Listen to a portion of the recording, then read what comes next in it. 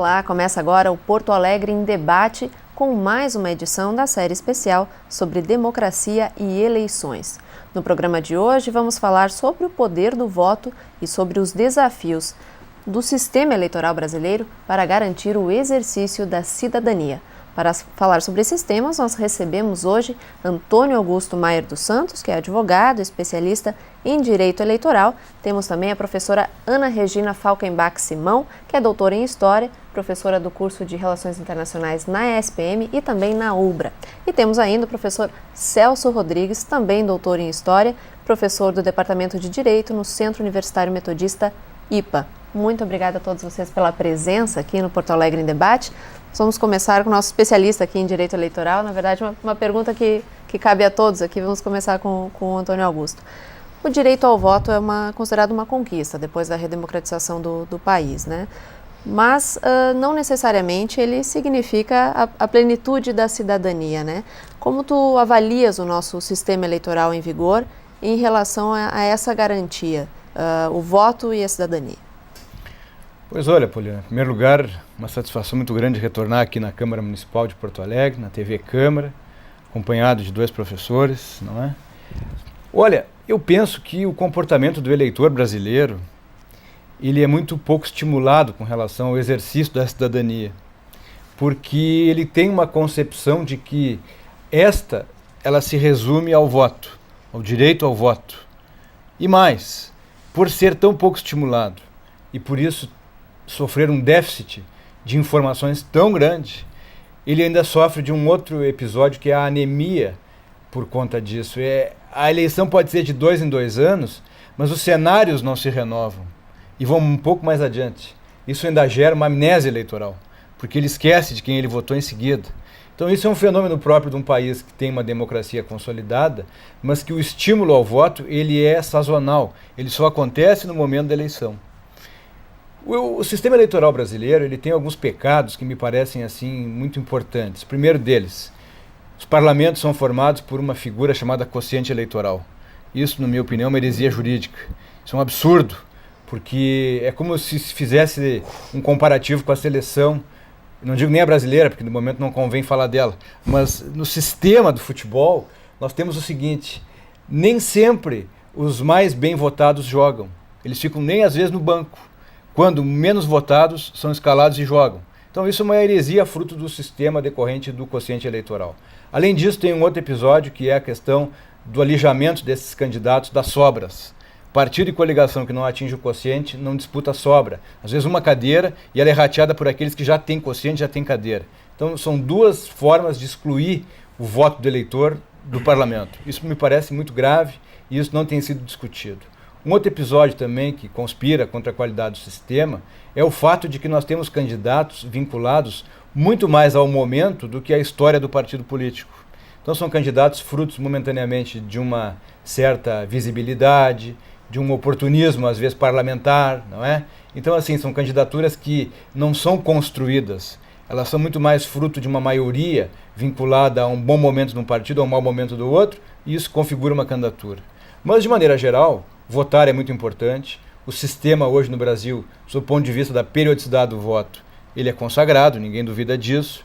De 2 em 2 anos nós temos eleições, eventualmente há eleições suplementares muito fortemente nos municípios em razão de decisões da Justiça Eleitoral, não é? Então é muitas vezes necessário refazer o cenário eleitoral, novas disputas, novos candidatos. Mas sem dúvida, a democracia no Brasil, ela hoje é plena, ela é absoluta. Nós temos 32 partidos registrados no Tribunal Superior Eleitoral. Isso demonstra que há uma franca possibilidade das pessoas se reunirem, constituírem ideias organizadas. E também é preciso que se diga que, diante de um cenário histórico, talvez no momento da República não haja nenhum parâmetro em termos de tanta liberdade e de tantas possibilidades eleitorais. Pois é, apesar da relativa juventude da nossa democracia, né? Antes do início do programa, a professora conversava aqui de que, na verdade, quase nem 30 anos ainda de democracia consolidada. Apesar disso, o nosso sistema eleitoral é considerado muito seguro, inclusive por organismos internacionais, como a ONU, enfim, que normalmente fiscaliza as eleições, né? Sem dúvida. A sua opinião é essa, de que o nosso sistema eleitoral tem, apesar desses problemas apresentados aqui, alguns pontos positivos? Sem dúvida, mas inclusive observando um aspecto, em que pese a democracia brasileira fazendo uma leitura do século XX, existir momentos de muita fragilidade e momentos de consolidação, estamos no momento da consolidação da democracia. E as instituições políticas no Brasil são instituições políticas consolidadas. Se a gente comparar com os nossos vizinhos do Mercosul, evidentemente o Brasil é um país que tem instituições políticas consolidadas, e isso é muito importante. Em que pese o Brasil está vivendo e viver instituições políticas dessa natureza, a questão do voto me parece algo diferente e o professor Antônio Augusto coloca isso, né, assinalou para esse aspecto. Qual seria o aspecto que me parece importante perceber? A democracia, em que pese termos eleições a cada 2 anos, isso não significa que a sociedade brasileira se identifique com partidos políticos. E as pesquisas nos apontam isso, existem várias pesquisas acadêmicas que mostram em quem que o cidadão brasileiro vota, e ele não vota em partido. O voto no partido é muito menor do que o voto pessoal. Por conta disso, inclusive, nós temos assim, é o fenômeno que o senhor coloca, né? Quer dizer, não existe uma intimidade partidária, uma intimidade com a história do partido, mas existe aquele oportunismo daquele momento. E isso, evidentemente, também nos mostra algumas outras pesquisas, que dificilmente as pessoas lembram em quem votaram, sobretudo nas casas legislativas. Então, quer dizer, claro, o executivo normalmente se lembra no voto, mas o legislativo não. Então, isso realmente mostra e sinaliza o quanto é frágil essas fragilidades. Que em que pese o voto ser um instrumento da democracia, é importantíssimo, e a cada 2 anos temos eleições, isso não significa, de fato, que a sociedade brasileira está realmente entendendo esse processo ao ponto de cuidar, inclusive, daquele candidato do qual votou no legislativo e acompanhar o seu trabalho, fiscalizar o seu trabalho. Então, eu acho que essas são questões que a gente poderia pensar e que, em que pese eu perceber, isso evidentemente também não é um consenso, as instituições políticas brasileiras terem consolidados fortemente, sobretudo nas últimas 3 décadas. Então, me parece que o eleitor brasileiro muitas vezes enfrenta uma questão de representatividade, talvez pela questão do quociente eleitoral também. Ele não reconhece muitas vezes, além de não lembrar em que ele votou, ele não reconhece a sua representação nos parlamentos e no Poder Executivo. O professor Celso concordava aqui com o Antônio Augusto quando falava dos problemas do quociente eleitoral. Se nós seguirmos assim na esteira dos argumentos do Augusto, da professora Ana Simão, a gente pode pensar assim, do ponto de vista das instituições democráticas ditas liberais, o Brasil é um país consolidado. Nós temos eleições sazonais, nós temos candidaturas, temos uma legalidade jurídica consolidada em termos de legislação. Nós conversávamos sobre isso agora há pouco, né? Os candidatos muito preocupados com respeito à legislação. Mas eu gostaria de seguir um pouquinho assim, esse caudal inicial para chegar num outro aspecto da questão da cidadania, que não se resume à questão do exercício do voto. Tá? Veja o que aconteceu ano passado. Nós tivemos uma série de movimentos sociais que demonstraram taxativamente, aí eu estou falando do ponto de vista do sociólogo, né? Não sou cientista político, sou um sociólogo, então a minha obrigação é olhar o cenário social e ver como esse cenário social se comunica com as instituições políticas estatais. E o que nós percebemos nesses movimentos sociais em linhas gerais, né? Uma negação do sistema institucional. E talvez hoje seja o grande impasse e o grande tema dessas próximas eleições. De que forma essas instituições ditas democráticas já consolidadas da nossa democracia responderão às demandas políticas que já não estão mais abrigadas nos partidos, né? se nós temos deficiências históricas e sociológicas em relação ao comportamento eleitoral do brasileiro, que não se identifica com ideologias ou com partidos, né? Eu sempre costumo brincar em aula, né, que no Brasil ninguém quer ser síndico do prédio, né? E tampouco ninguém está interessado em se responsabilizar pelo próprio voto, né? O voto é muito mais uma relação pessoal e imediatista e utilitária do que outra coisa. Então, não obstante existir essa consolidação do voto periódico das instituições, ainda assim existe uma demanda política que está, digamos assim, não apreendida pelas instituições e que me pareceu muito representada por dois aspectos: os movimentos sociais que aconteceram ano passado e a ausência de resposta das instituições. Porque ano passado nós experienciamos uma situação curiosa. Todos os partidos políticos, em maior ou menor grau, não sabiam o que fazer com a demanda que vinha da rua e que não era domesticada pela institucionalidade partidária. E como esses partidos vão lidar com essas demandas agora no próximo cenário eleitoral é que é a grande incógnita da eleição. Pois é, tu falavas e eu estava lembrando que alguns autores dizem que o Brasil tem uma espécie de espírito monárquico na sua sociedade, né? Que ele espera que, enfim, que alguém superior algum governante superior à própria sociedade vai chegar e resolver. Me parece, às vezes, a sociedade em si não é tão democrática quanto o sistema eleitoral que a gente carrega. Na verdade, esse episódio do ano passado que o professor suscita aqui, ele ainda tem um outro detalhe. Houve uma profunda rejeição, quase que um repúdio por parte da sociedade a partido político e político. Sintomático, né? Registros dão conta de que candidatos, pré-candidatos, políticos no exercício do mandato, deputados, vereadores, foram vaiados ou repelidos nos locais das caminhadas e hastear bandeira e faixa com palavra de ordem, com identificação partidária, foi objeto, inclusive, de queimarem aquelas manifestações. Ou seja, há um repúdio. Então, esse episódio eleitoral, ele tem uma característica momentânea, ele tem uma característica sazonal, ele é daquele momento e é fruto daquela situação. E o cidadão brasileiro, ele não tem o hábito de acompanhar a trajetória do seu eleito.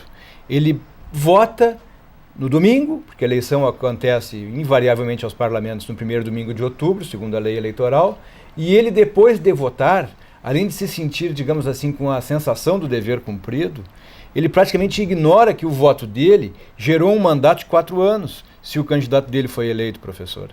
E ele não tem o acompanhamento, ele não participa da atividade parlamentar, porque ele identifica no político uma figura, muitas vezes, com a qual ele tem uma relação paroquial e própria, mas que não consegue expressar o entendimento do coletivo. E isso é ruim. Mas aí entra num cenário que não consegue encontrar uma alternativa racional, porque a reforma política que Brasília tanto dissemina e volta e meia traz como um motivo de, digamos assim, bom, isso vai melhorar, isso não passa de um fetiche, porque ela é fruto também de um equívoco. Ela reúne proposta de emenda à Constituição, proposta de projeto de lei da Câmara, proposta de projeto de lei do Senado e hierarquias diferentes. Então isso passa a ser muito mais um souvenir de campanha, que é restaurado a cada 2 anos quando tem eleição, mas que na prática o Congresso não se reúne, não tem interesse. Porque as maiorias que se formam no cenário em Brasília sabem que eliminar algumas figuras tradicionais do sistema jurídico vão implicar no encerramento de carreira de muita gente. E isso, obviamente, que acaba atrapalhando as pautas, porque elas são ditas, mas não são executadas. Então a democracia no Brasil, ela tem já uma consagração, e inevitavelmente o Brasil tem já uma tradição democrática ao longo dessas últimas 2 décadas. A Constituição brasileira, ela já tem uma consolidação em termos de princípios, que é a pluralidade, que é o multipartidarismo, mas a eleição, ela é, infelizmente no Brasil, um episódio assim momentâneo. Ela não tem características permanentes no que diz respeito à continuidade do resultado da eleição. Pois é, tu falaste em reforma política e tem se falado muito em reforma política. Agora, uma reforma, claro que implicaria também na reforma do próprio sistema eleitoral e de algumas regras, como tu falaste. Se fôssemos seguir por esse caminho, o que precisaria ser mudado, na sua opinião, professora? Olha, eu dou um passo atrás nessa reflexão. E eu trago alguns elementos que, do meu ponto de vista, são fundamentais para entender o Brasil. que é a sua formação estrutural. Quer dizer, alguns aspectos que estão na estrutura do Estado brasileiro, e que alguns autores chamam de neopatrimonialista, outros chamam apenas de patrimonialista, e que isso, de uma certa forma, isso se reapresenta na sociedade brasileira em vários momentos. Então, quer dizer, a gente falava dos movimentos sociais. Quer dizer, os movimentos sociais vão para as ruas, queimando as bandeiras, se dizendo apartidário, não apolítico, mas sim apartidário. O que eu já acho um problema muitas vezes, né? Porque começa, vai, o que quer dizer que não precisa existir partidos. Então, isso também é um problema da sociedade. Quer dizer, tudo bem, não queremos bandeiras partidárias, é um movimento social / político. Ótimo, isso acontece, eu acho que isso mostra um novo cenário brasileiro. No entanto, essa mesma sociedade, que pode se dizer apartidária e vai para as ruas fazendo movimentos, é uma sociedade que tem pouquíssimo comprometimento com o público. Espaço público. Com o espaço público e com o público, com a res pública. Então, eu acho que existem debates assim no Brasil, existem reflexões que me parece que são muito importantes e que, na verdade, vão impactar nas futuras reformas, sejam elas políticas e outras reformas de Estado que estão numa agenda, né? Na agenda do Congresso e, enfim, na agenda, inclusive, da mídia brasileira. Então, me parece que esse é um ponto importante, né? Qual é o compromisso que que esse cidadão tem com o público, né? Com o espaço público e com a questão pública. E que isso fica muito frágil, inclusive tão frágil que nós todos aqui levantamos a questão de que não percebemos e não damos conta daquele candidato do qual elegemos e não ficamos, sobretudo, controlando ou investigando o que ele fez, se o nosso cheque foi em branco, né? Demos um cheque em branco a ele, o que ele fez com esse cheque, quer dizer. Então, na verdade, eu acho que esse é um ponto que eu chamo a atenção. Junto a isso, junto a esse aspecto, e aí vem uma questão também contraditória, que eu acho importante a gente, né, pensar. E as pesquisas dão conta, de uma forma geral, e isso dão conta não só, pegando pesquisas do IPEA, de jovens de 19, de 18 a 29 anos, média seria essa a faixa etária, de jovens de 18 a 29, e que mostram qual é a relação e qual é o grau de confiança que esse jovem tem às instituições brasileiras. E a começar por partidos. A gente sabe que o grau de confiança é baixíssimo. Então nós temos um baixo grau de confiança nos partidos políticos, um baixo grau de confiança nas instituições públicas e, ao mesmo tempo, a sociedade exige e acaba se acomodando na tentativa de que o Estado resolva os grandes problemas. Então, eu acho que a gente vive... Se o Estado fosse um ente separado. Exatamente, se o Estado fosse um ente separado, inclusive esse mesmo Estado, cuja algumas instituições nós mesmo não acreditamos. Então, a sociedade não tem a confiança. Entendo. Então, eu acho que isso é um imbróglio, é uma reflexão para se pensar sobre a sociedade brasileira e a sua relação com o Estado. Né? E que aí, inclusive, alguns movimentos sociais acabam sendo absolutamente frágeis. Absolutamente frágeis. Na verdade, é um nó de Gordy, como se diz na mitologia grega.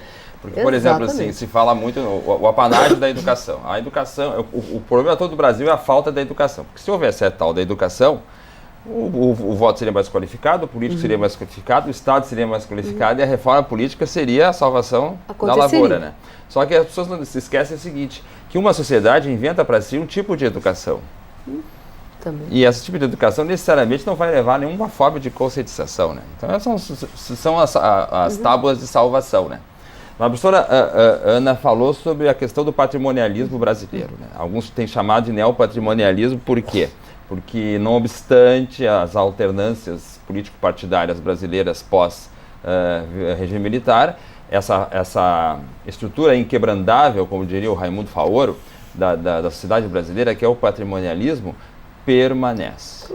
Perfeito. Não permanece essa instância de nós entendermos a relação de cidadania apenas como algo que tem a ver com liberdade, não com igualdade, né? A formação histórica e sociológica da cidadania brasileira, ela privilegia a ideia de liberdade. Eu preciso de liberdade. Eu tenho que ter liberdade, inclusive, para botar o lixo na rua quando eu quiser. Mas eu não posso pensar em igualdade. Toda vez que a questão da igualdade é colocada em cena na vida política brasileira, seja num projeto de lei, ou até mesmo num debate, ou numa novela, tensiona. A cidade fica toda tensionada pela questão da igualdade. Porque, na verdade, de modo geral, a nossa cidadania se construiu sempre em torno da ideia da liberdade individual, sem o Estado interferindo nos meus interesses particulares, mas eu requisitando o Estado quando eu quero proteger meus privilégios. Então, toda vez que a questão da igualdade entra em cena, há esse choque, né? E eu queria chamar a atenção para um outro aspecto também, que é interessante nós pensarmos, né? Se nós considerarmos a questão, analisarmos do ponto de vista assim, mais formal, sem dúvida que depois do regime militar nós consolidamos instituições democráticas, temos um certo pluralismo político, apesar da imensa concentração das empresas de mídia nesse país, que é um negócio, é uma indecência absoluta, que 90% da mídia brasileira seja dominada por 8 famílias, né? Quer dizer, é um negócio que não existe em lugar nenhum, né? Nos Estados Unidos, a legislação é absolutamente rigorosa sobre isso, né? Mas, enfim, se nós considerarmos a democracia do ponto de vista das instituições formais, nós temos uma democracia, né? Temos eleições periódicas, temos partidos, temos um relativo grau de liberdade política, né? Mas se nós observarmos a linha do tempo, né, e aí eu falo da perspectiva principalmente da questão dos direitos individuais e não dos direitos políticos, né? O que aconteceu no Brasil? A cidadania política, aquela que diz respeito ao voto, essencialmente, ela avançou. Hoje nós votamos em todos os cargos eletivos possíveis e imagináveis, né? No entanto, os direitos individuais, o acesso à justiça, o direito de ir e vir, a eficácia daqueles direitos que estão constitucionalmente assegurados, recuou. Né? Tanto é que faz muito pouco tempo, por exemplo, que a Defensoria Pública passou a ser uma instituição reconhecida em certa medida pela sociedade. O que eu quero dizer? Eu quero dizer o seguinte, que nesse balé das relações sociopolíticas, o direito político ele foi assegurado. Mas aí é uma perspectiva bem pessoal, né? Muito mais para fantasiar uma participação política que efetivamente não acontece. Exemplo, esses movimentos sociais que aconteceram do ano passado para cá, eles tensionaram de tal forma que o próprio sistema político começou a atuar, no sentido, inclusive, de criminalizar muitas vezes pessoas e movimentos. Né? Por quê? Porque esses movimentos questionaram justamente a democracia formal que o Brasil tem. Né? Que é uma democracia formal que não consegue quebrar o autoritarismo da nossa sociedade e o patrimonialismo que ela contém. Né? Agora, em termos de eleições, uma das últimas inovações práticas que tivemos, acredito, foi a questão da lei da ficha limpa, né? Que também baseada no... Nasceu do movimento social, né? Exatamente, num clamor da população e dessa espécie de, às vezes, criminalização da própria política, da ideia de que todos seriam corruptos e tudo mais. Do ponto de vista eleitoral, já tivemos uma eleição ou duas com a lei? Uma, né? Duas com a lei da ficha limpa. Duas, né? Houve algum impacto, na sua opinião, Antônio Augusto? Sim. Na verdade, o espírito da lei 135, que tem esse apelido que me parece que não é cabível, ficha limpa, ficha suja, eu acho que apelidar leis é muito perigoso. Ela tem um viés muito positivo. Ela realmente defenestrou do cenário grande parte daquele grupo de mandatários que vislumbravam no cenário da administração pública e dos parlamentos a possibilidade de vantagens ilícitas. Isso não há dúvida. Entretanto, como o Congresso brasileiro legislou em descompasso com o calendário da eleição, por exemplo, de 2010, naquele pleito ela não valeu. Ainda permitiu que candidatos nada recomendáveis se elegessem e detivessem parcela de poder. Bom, ela tem, na minha opinião, ela é boa onde é boa e ruim onde é ruim. A lei 135, essa ficha limpa ou ficha suja, ela comete pecados absolutos. Absolutos. Ela estabeleceu regras mais severas do que os próprios episódios que ensejam as punições. Dou um exemplo. Um determinado candidato que tenha ficado inelegível por um espaço de tempo O Supremo chegou à conclusão de que aquela inelegibilidade ela se estende ao longo do tempo. Embora tenha tomado por maioria de votos, aquilo ainda não é pacificado no cenário jurídico. Mas ela tem elementos evidentemente pedagógicos, ela impede candidaturas de pessoas que não têm a mínima recomendação, sequer, professor, para síndico de prédio. Então ela inviabiliza a candidatura deles. Entretanto, há episódios que, por conta de, às vezes, um ponto e vírgula, uma vírgula, ela vai permitir que candidatos nada recomendáveis sejam eleitos. Por quem? Não pelas pedras ou pelas árvores, como dizia o Monteiro Lobato. Não, será eleito pelo eleitor. O povo sabe, e o povo vota mal. Tem aquela brincadeira do Edson e o Pelé, né? Na verdade, aquilo tem fundamento. Tem fundamento, sabe por quê? Porque o voto no Brasil ele é muito mais vinculado a figuras emblemáticas, personagens midiáticos, personalidades que, na verdade, a colaboração deles no aspecto da democracia e da cidadania é de duvidosa qualidade, mas que se elegem. Mas eu sustento até uma tese, e tenho dito isso com muita frequência. Muitos ridicularizaram e diminuíram o papel, por exemplo, do Tiririca. O Tiririca é um dos melhores deputados federais que o Brasil já teve. Tá? O cenário, a produção legislativa do Tiririca é coerente ao mundo dele. Ele vem do circo. As propostas legislativas do Tiririca dizem respeito ao circo.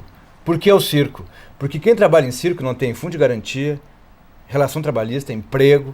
Ele está tentando organizar isso. E aqui no Brasil tem profissões nobríssimas que não têm regulamentação. Então, isso é importante. Falavam mal do Clodovil. Excelente deputado. Excelente deputado. É o rótulo, é o preconceito, na linha do que o professor pondera. A democracia no Brasil hoje, ela é muito mais libertária do que igualitária. Ela é muito mais vinculada ao fenômeno de poder votar, mas ele também quer votar facultativamente. O Brasil não tem estrutura suficiente para admitir o voto facultativo. Pois é, essa questão do voto obrigatório que é sempre muito polêmica quando se chega em época de eleições, né? E há argumentos dos dois lados. E como o Antônio Augusto falava aqui, a sociedade, em tese, não estaria pronta para o voto facultativo. A senhora concorda, professora? Olha, eu concordo, até porque, utilizando o argumento do patrimonialismo, seria uma loucura também o voto não obrigatório, né? Porque aí o seu voto valeria, sim, uma loucura. Muitas vezes no voto... Ia ter um leilão. Ia ter um leilão. Leilão de voto. Exatamente. Famílias... Poderia ser um negócio. Então, o voto obrigatório não vai impedir, evidentemente, isso, mas ele, de certa forma, para as condições brasileiras... Uma igualdade de condições no valor pelo do menos, voto. acho que... Não inibe, mas o voto... Realmente tem um aspecto... Desculpa eu atrapalhar a sequência, é que existe uma... Aí vem aquelas questões bem estruturais que a Ana falava sobre o Brasil, né? O voto facultativo é consagrado em outras democracias, primeiro mundo, em Portugal, se não me engano, eu acho que o México, posso estar errado, mas acho que o México o voto também é facultativo. Mas veja assim, o voto é facultativo, mas não muda as regras do jogo. Os eleitos continuam sendo eleitos pelos votos válidos, quer dizer, é uma forma, inclusive, muito perversa de perpetuar o poder. Né? Eu já fui um defensor do voto facultativo, não sou mais um defensor, pelas razões expostas aqui já, inclusive, né? E reforçando também essa ideia, né? Se nós temos uma estrutura sócio-histórica patrimonialista, o voto facultativo só vai reforçar mais essas relações. Enquanto vocês falavam, estava pensando, não comparando como um modelo exatamente positivo ia ser adotado, mas comparando com os Estados Unidos, que é uma das democracias, enfim, as fundações da democracia moderna, onde o voto é facultativo. E existem uma série de barreiras até que se torne um delegado, que se participe. Mas, ao mesmo tempo, existem outras eleições de que o povo participa. Eleição para juiz, eleição para delegado. Enfim, é uma forma de se relacionar com a democracia. Exatamente. Com o Estado, né? Com o Estado, com as relações. Nesse sentido, é possível comparar democracias, comparar sistemas eleitorais? Seria possível, talvez, o Brasil adotar alguma outra ideia que não esteja no seu sistema? Eu sempre sou muito cioso dessas ideias de adotar práticas de outros países. Eu acho que dificilmente uma prática de um outro país tem algum sentido numa especificidade histórica, ainda mais com o Brasil. O Tom Jobim dizia que o Brasil não é para principiantes, né? E o Heitor Villa-Lobos dizia que o Brasil não era assim nem assim, o Brasil era assim. Quer dizer, então, essa nossa característica híbrida não autoriza essa possibilidade. Agora, defendendo um pouco o voto obrigatório, eu diria assim, bem ou mal, teoria do menos pior, né? Bem ou mal, o processo eleitoral que ocorre não apenas na eleição, mas nos meses que antecedem e depois, propicia algum grau de debate político. Nos bares, nas esquinas, no estádio de futebol, aqui mesmo, né? Isso é pedagógico, de alguma forma. De alguma forma, isso enseja que o calendário da escola tem algum debate com o político, que a universidade discuta um pouco, que a televisão produz um debate entre candidatos, por mais estéril que esse modelo seja hoje em dia, né? Então, há uma pedagogia aí que eu acho que ainda assim é possível extrair disso um valor. Eu observo isso e acho que a cada 2 anos, toda aquela...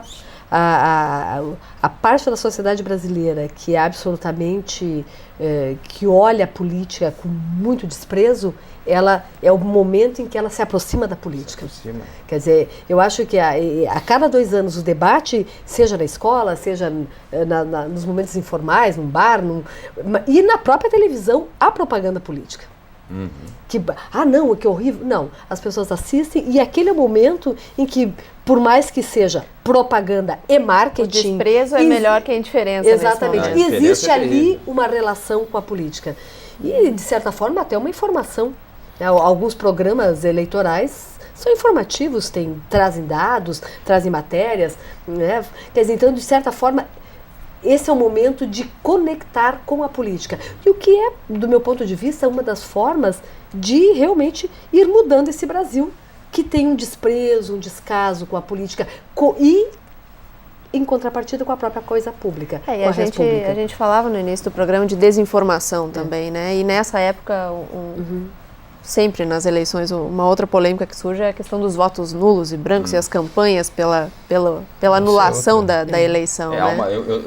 Eu tenho notado recentemente, assim, pelas redes sociais e pelos meios formais da mídia também, eu tenho notado uma preocupação, assim, tanto dos meios de comunicação quanto de outras instituições, até de políticos, que temem o crescimento desse voto nulo. Né? O que, na verdade, não faria exatamente uma diferença, né, se contar os votos válidos. Eu recentemente escrevi um artigo em torno desse assunto e eu pude notar, assim, nitidamente, né, aquelas pessoas que vão votar, dos menos os piores, né? Fazendo uma seleção, tem uma lista com 150 nomes para deputado estadual. Não é possível que não tenha 1 ou 2 na lista que, né? Estou sendo até grotesco no exemplo. As pessoas que vão votar se manifestaram favoravelmente ao que eu sustentei.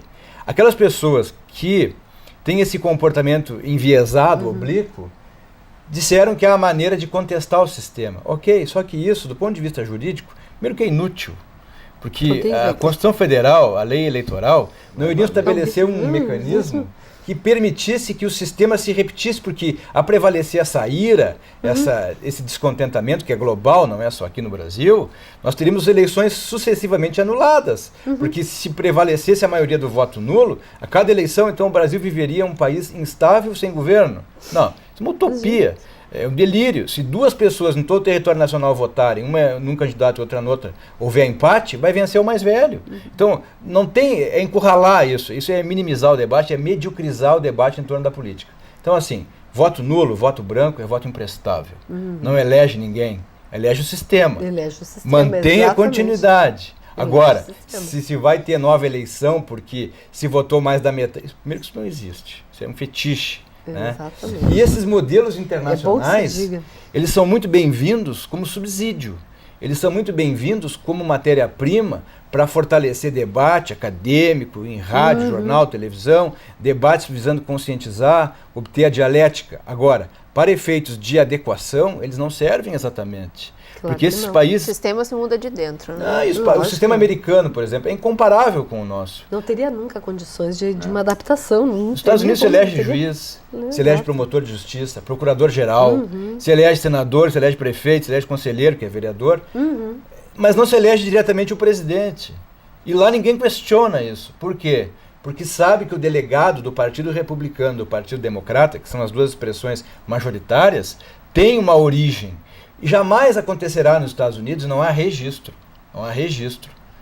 de alguém que se elegeu pelo Partido Democrata migrar para o Partido Republicano. Ou saltar direto para a condição de candidato, assim? Não existe. Não existe essa figura. Por quê? Porque o sistema lá não admite isso.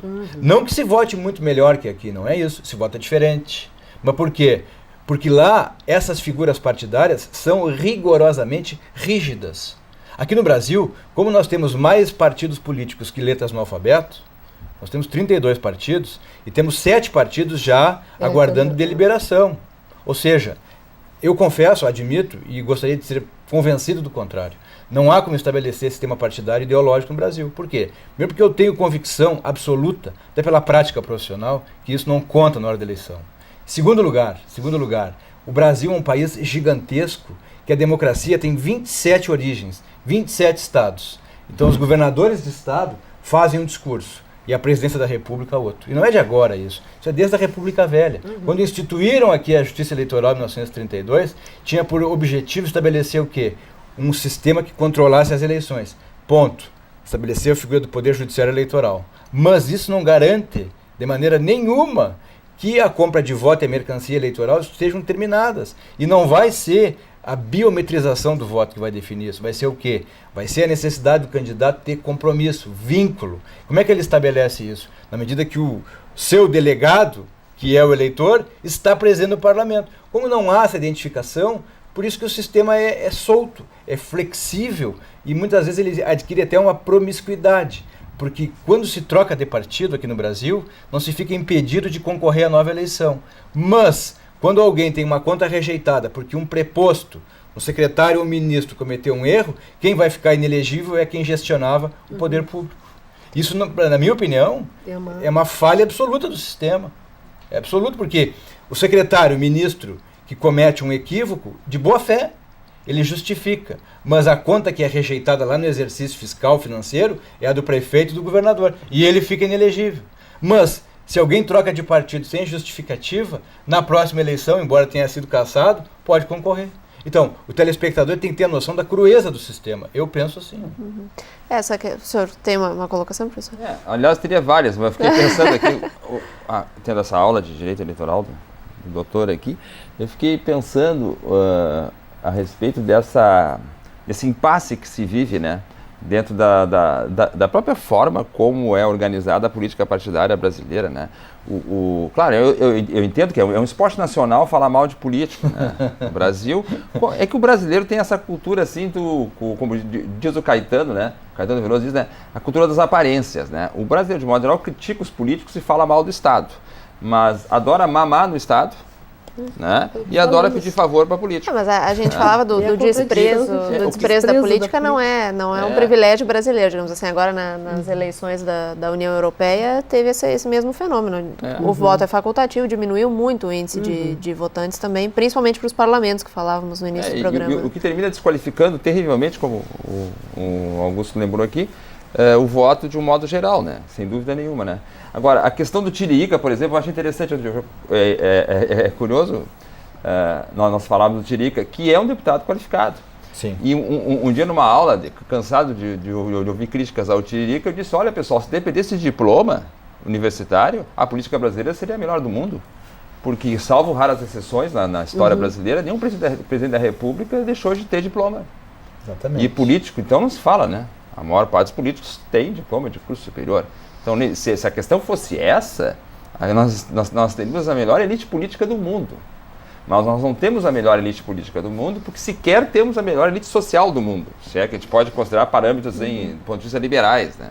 Do ponto de vista das condições para ser eleito e das condições para ser eleitor, o sistema brasileiro cumpre questões cidadãs. Cumpre, evidentemente que cumpre. Agora, a cidadania, ser cidadão é outra coisa, né? Quer dizer, são coisas distintas, né? A famosa construção da cidadania, né? E é o debate que o professor Celso coloca, é essa questão Bom, né? A gente está preocupado com o quê? É com a igualdade, quer dizer, como é que fica essa questão da igualdade brasileira, né? A quem a gente vai vai se aproximar, qual é a instituição pública que vai nos garantir essa igualdade, né? Quer dizer, quer dizer, o brasileiro, esse é um problema, e quando se conquista é um problema, como disse o professor Celso, quer dizer, conquistar a igualdade é um problema. Só para dar um exemplo histórico, é um problema. Um exemplo, uma curiosidade histórica. No início da construção do Estado brasileiro, lá em 1822, 23, quando começou os debates constituintes, o termo partidista era pejorativo. O que era uma pessoa partidista? Era uma pessoa que tinha partido, no sentido de ter uma opinião divergente daquela que era a monárquica, do José Bonifácio e da elite agrária local, né, que estava dominando os interesses locais. Então você diz assim, ter uma posição no Brasil divergente aqui dos demais, até hoje, desde o início da fundação do Estado brasileiro, é entendido como uma coisa que não é boa. O ideal no Brasil sempre é a ideia de um consenso. Por isso que toda vez que há divergência, tensiona o sistema a ponto de exigir muitas vezes chamar a polícia. Né? Mas existe um aspecto que é absolutamente importante. O Brasil não teve nenhuma mudança política no Brasil que não ocorreu por consenso. Todas as mudanças políticas que ocorreram no Brasil, a começar pela própria independência, foi um consenso. Transições, né? Quer dizer, houve consenso das elites. Isso aconteceu em 1822, isso aconteceu em 1889 com a própria República, isso aconteceu em 1985 com o final do regime militar. Quer dizer, então, portanto, a gente, por exemplo, o regime militar no Brasil, diferentemente da Argentina, ele não colapsou. Não houve um colapso. Então, nós não colapsamos o regime. Aqui houve um acordo, houve um consenso. Com um detalhe importante, mas é um negócio absolutamente... Essa é uma tradição brasileira. E os consensos no Brasil que se constrói em torno assim, de uma suposta harmonia de interesse, os nossos consensos, eles têm uma prioridade, a exclusão dos movimentos sociais. Todo consenso é construído para excluir a maioria. Por isso que eu acho assim, absolutamente necessário e imprescindível que se discuta o impasse, que para mim é o impasse central dessa eleição, que é o que o sistema político partidário vai fazer com as demandas que os movimentos sociais trouxeram no ano passado. Como é que vai lidar com isso? Né? A forma como se lidou com a rejeição política do ano passado foi uma enigmática união dos partidos, porque de um modo geral houve um discurso dos partidos de autodefesa e do sistema político de um modo geral. Mas ninguém respondeu efetivamente, com propostas inclusive, às demandas colocadas pelas ruas ano passado. Mas eu tenho um adendo nisso. Eu percebo nitidamente que isso teve um reflexo direto, objetivo. As nominatas para deputado federal minguaram em todo o país. Os principais partidos políticos brasileiros não apresentaram. Por quê? Porque o foco, a GENI, é o Congresso. Então, ao invés de tocar pedra na GENI, vamos concorrer a deputado estadual, porque aí sai do cenário. Não vou generalizar, não farei essa injustiça. Mas se percebe, é nítido que os partidos, eles, digamos assim, recuaram no interesse do preenchimento das nominatas para a deputação federal e para o Senado. E aconteceu um congestionamento nas nominatas para a deputação estadual. Por quê? Ficou muito perto. Exatamente. O telhado lá não é nem de vidro mais. Ele já é aqueles brinquedos de bolha. Ele é poroso, ali o átomo fura. Né? Então o que acontece? É preferível recuar e concorrer a deputado estadual. E não vou generalizar. Há excelentes parlamentares que, por conta do elevado custo das campanhas, da imensa e quase que insuperável tentativa de romper com os currais eletrônicos que hoje existem, pelas emendas parlamentares, que são verdadeiras mediatizações do dinheiro público, né? Porque a emenda parlamentar, num start, ela inviabiliza 4.000 quilômetros de circulação interna dentro de um estado, porque o parlamentar encaminha a emenda, ele obtém a votação. Isso não se pode dar nomes, é evidente, né? Mas isso é fato, e é no mundo inteiro, não é só aqui no Brasil. A emenda parlamentar não é um vício nacional, que tem que desmistificar isso também. Mas a questão para mim é reflexa, qual seja, as candidaturas de deputado federal e ao Senado recuaram, os principais partidos do Brasil, se for eleger os 5 maiores partidos do Brasil em expressão parlamentar, eles recuaram. Eles estão apresentando vários candidatos às assembleias legislativas. Por quê? porque o cenário em Brasília congestionou, não é atrativo mais. E sem se dizer que as campanhas para o Congresso Nacional estão entre as mais caras do planeta, né? Então isso também recua, isso também intimida. E eu tenho a impressão que isso é fruto, talvez, uma parcela disso dos movimentos do ano passado. Porque como houve a rejeição e o repúdio aos parlamentares, a campanha para deputado estadual não é uma campanha tão diferente da federal. Mas, num cenário de discurso, ela é mais íntima, ela é mais próxima do eleitor. Eu ia levantar essa Porque questão. Brasília tem a geografia do poder, ela é distante.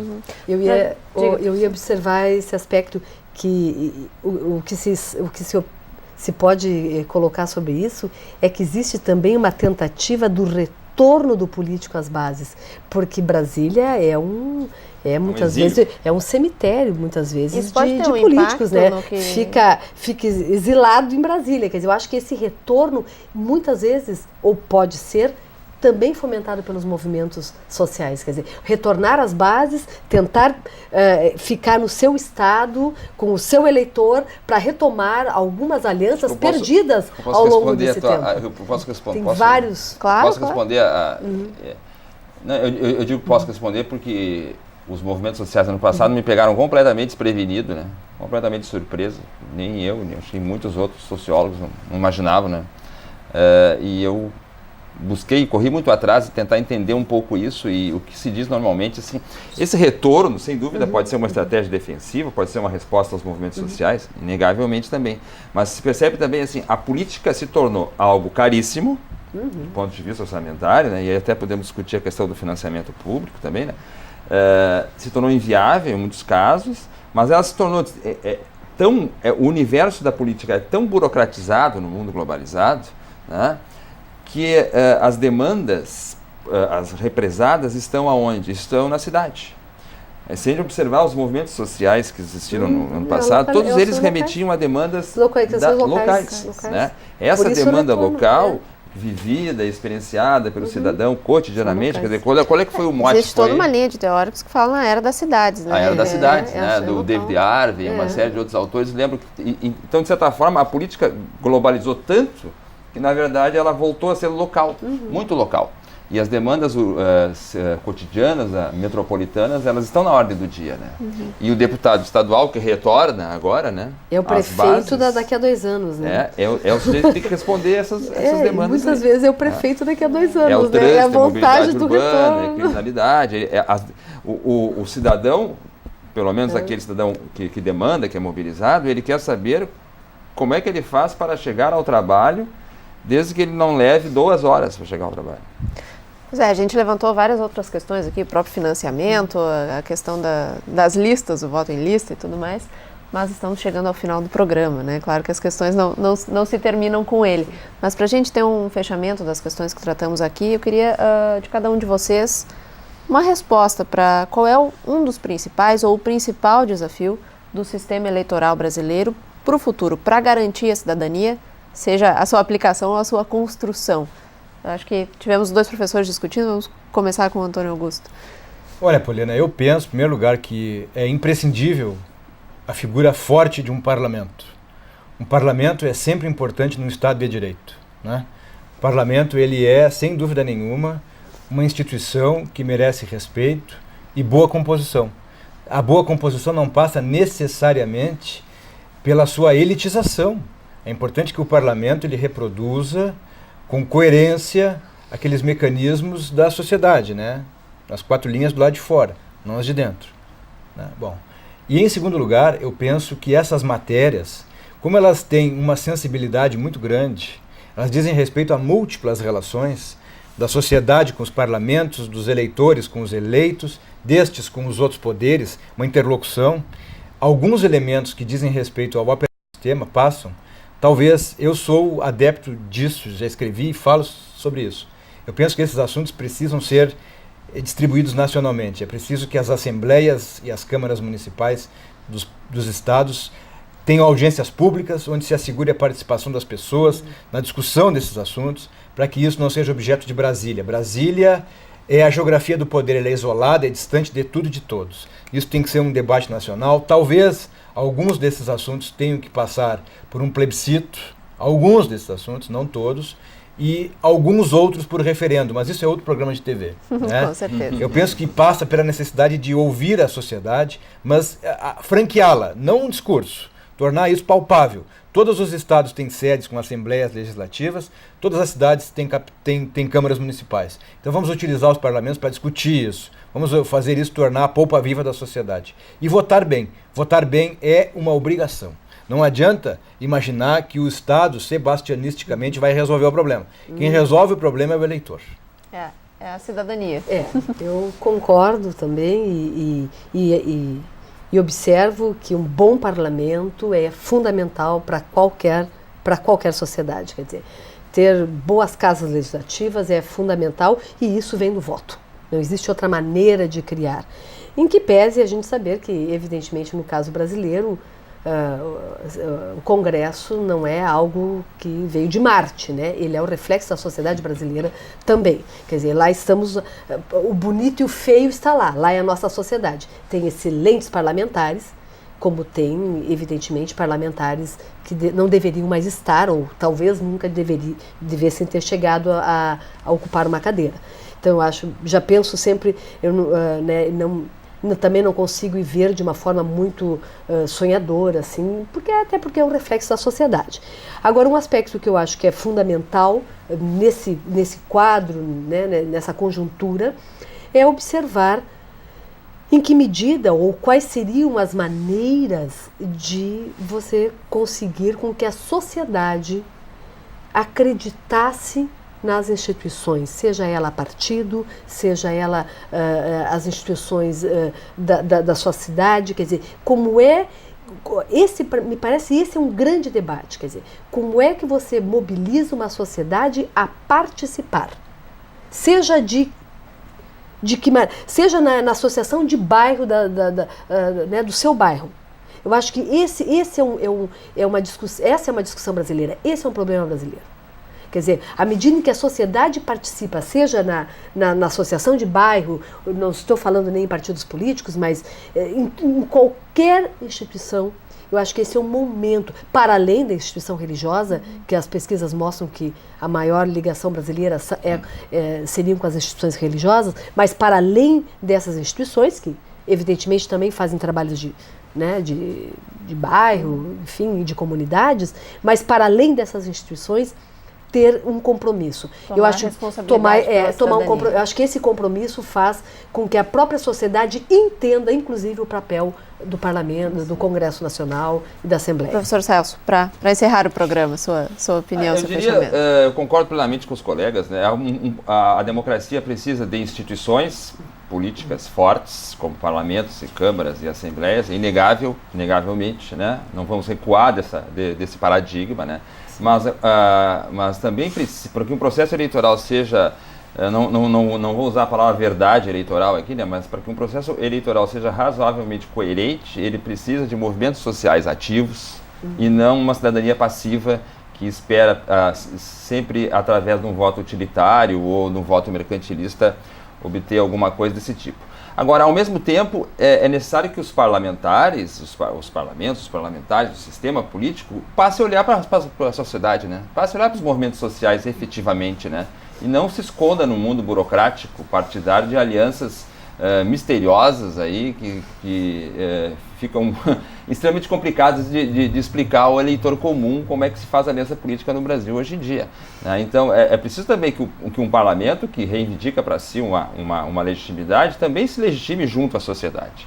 E completando, finalizando aqui, a lembrança que a Ana falou é essencial, né? Não existe sistema eleitoral por si só que não tem uma cidade que se mobilize, né? Eu ainda não sei quem vou votar, mas não defini meus candidatos ainda. Mas eu tenho certeza, eu sei em quem eu não vou votar. Já é um começo. Já é um começo. Eu acho que esse processo de alfabetização eleitoral, porque o brasileiro, de um modo geral, ele tem uma cultura muito imediatista e ele fica difícil compreender que democracia é um processo.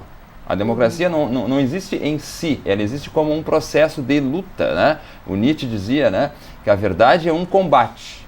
Ela não existe em si, existe enquanto um processo de lutas que se faz. Então eu deixo essa mensagem ao nosso espectador, que ele pegue aquela cidadania que fez ele cantar o hino nacional no Maracanã e leve ele para a vida ativa, leve ele para a rua, para o condomínio, para o cotidiano. Perfeito, continue o processo democrático. Professores, Antônio Augusto, muito obrigada pela participação de vocês aqui no Porto Alegre em Debate.